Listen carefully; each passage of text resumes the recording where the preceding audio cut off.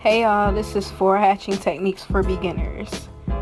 Alright, so I'm going to start with making a hatching practice sheet like I did with the stippling practice sheet in my last video.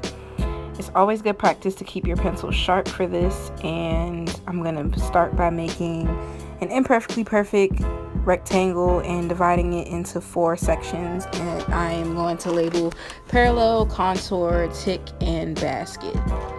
So the 4 techniques that I'm going to show you are parallel, contour, tick, and basket, if you couldn't tell. So the first one, parallel, is a basic hatching practice that is very effective for demonstrating lightness and darkness. It is really simple and it just consists of straight parallel lines. So I'm just going to label my shapes really quickly before I start with the contour.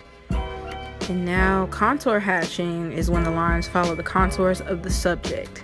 So in this case, I'm not necessarily following the contour of the subject because there's not really a contour to a square or rectangle. But the next shape that I'm going to do when I go down to the sphere or the circle, I'm going to do the following of the actual contour of the circle and show you how the contour can actually be used. Next, I'm going to show you a technique called tick hatching, which is very short and parallel strokes or ticks. So I'm just going to do the tick marks all the way across. Alright, so the last hatching technique I'm going to show you is the basket or woven technique, which is short parallel marks in one direction, then an adjacent group in a perpendicular direction. So if you can see what I'm doing, I'm literally just doing the short parallel marks and then going straight across in a perpendicular direction with another group of 3. Now we're going to practice with our parallel, contour, basket, and tick hatching.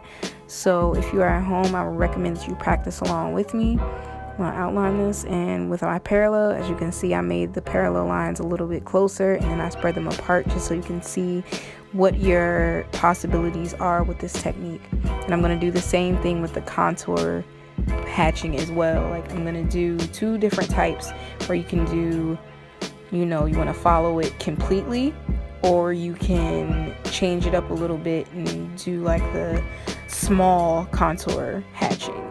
So now I'm going to redo it and show you the difference in the spheres. Kind of looks like a volleyball, but whatever. So now I'm going to do the basket hatching.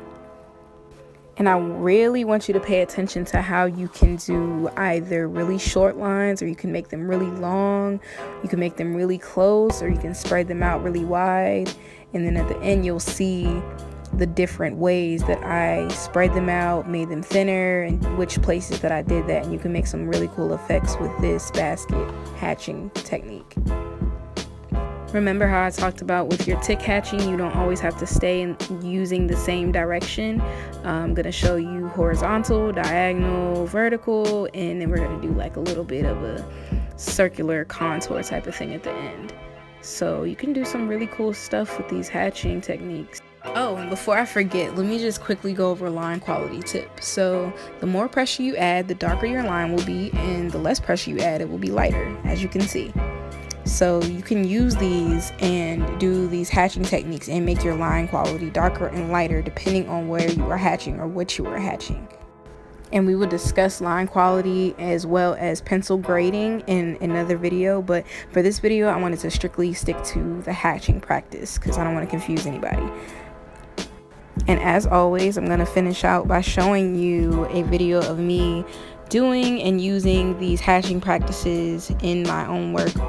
Thank you for watching my video on 4 hatching techniques. Don't forget to subscribe, like, and comment, and also share this video for anyone who is trying to learn a new hobby or skill or hatching techniques just because. Thanks again.